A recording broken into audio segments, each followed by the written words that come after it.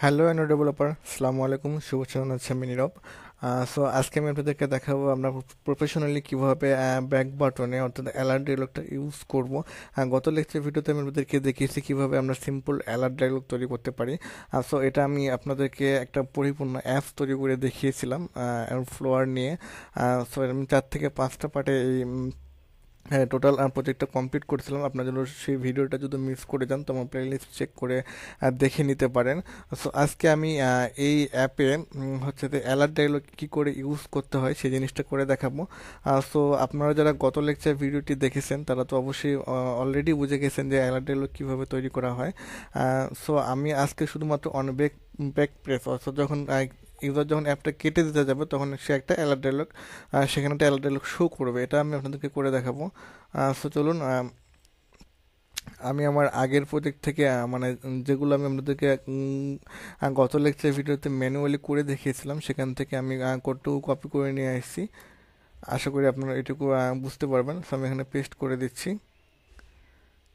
আমাদের প্রথমে হচ্ছে যে এখানে অ্যালার্ট ডায়লগ ডট বিল্ডারের একটা ভ্যারিয়েবল নিয়ে নিতে হবে, অ্যালার্ট ডায়লগ ডট বিল্ডার।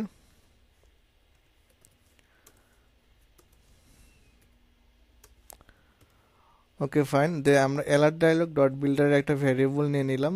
দেন আমরা এখানে অন ক্রিয়েটের মধ্যে এই কাজগুলো করে নিলাম। এই কাজগুলো কি করে করতে হয় সেটা আমি আপনাদেরকে গত লেকচার ভিডিওতে অনেক সুন্দর করে বুঝিয়ে দিয়েছি।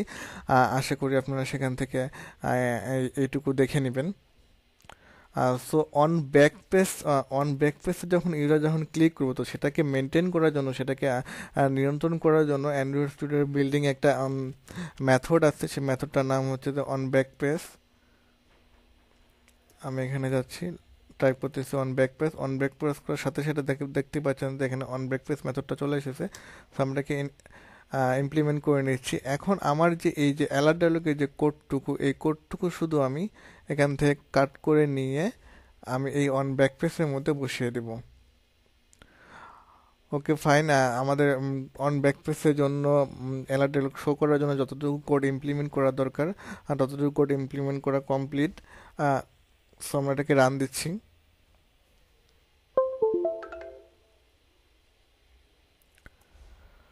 আপনারা যারা আমার এই ভিডিওটি দেখতেছেন, যদি ভিডিওটি ভালো লেগে থাকে তো ভিডিওটি অবশ্যই লাইক দিবেন। দেন যদি কোনো কিছু বলার থাকে কমেন্ট বক্সে কমেন্টস করে জানাতে পারেন।